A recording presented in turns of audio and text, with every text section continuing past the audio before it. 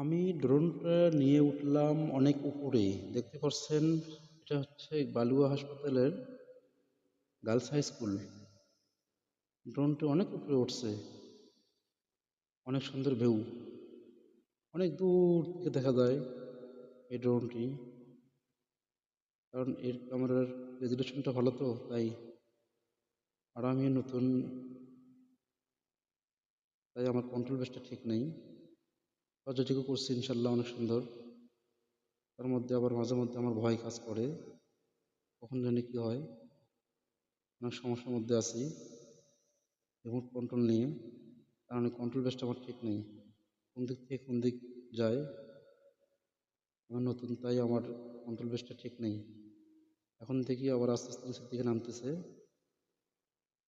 কখন জানি গাছের ওপর পড়ে আবার অ্যাক্সিডেন্ট হয়ে যায়। কারণ দুর্ঘটনা বলে আসে না, অনেক সমস্যা। আস্তে আস্তে নিচের দিকে নিলাম, কারণ বেশি দূরে না যাওয়াই ভালো। কাছাকাছি থাকলে একটু স্বস্তি পাওয়া যায়। এইদিকে আবার আস্তে আস্তে ঘুরে এলাম পশ্চিমের দিকে, দেখি সূর্য অবস্থায়, সূর্য ডোবা ডোবা অবস্থা। এই সময় এই দৃশ্যটা অনেক সুন্দর। আস্তে আস্তে নিচের দিকে নেমেছি আবার, কারণ সূর্য যদি কিছু বোঝা যায় না, তাই নিচের দিকে নিলাম।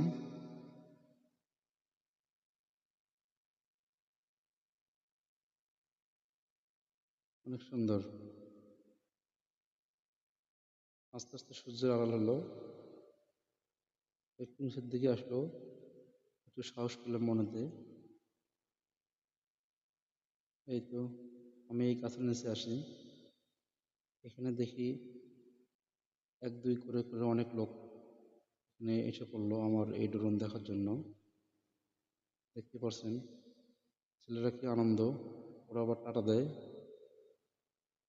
আমার পাশে অনেক লোক বসা, এই পাশে উপস্থিত লোকজন আস্তে ধীরে আসা শুরু করলো আমার ড্রোন দেখার জন্য, যে কই থেকে কি উড়ায়।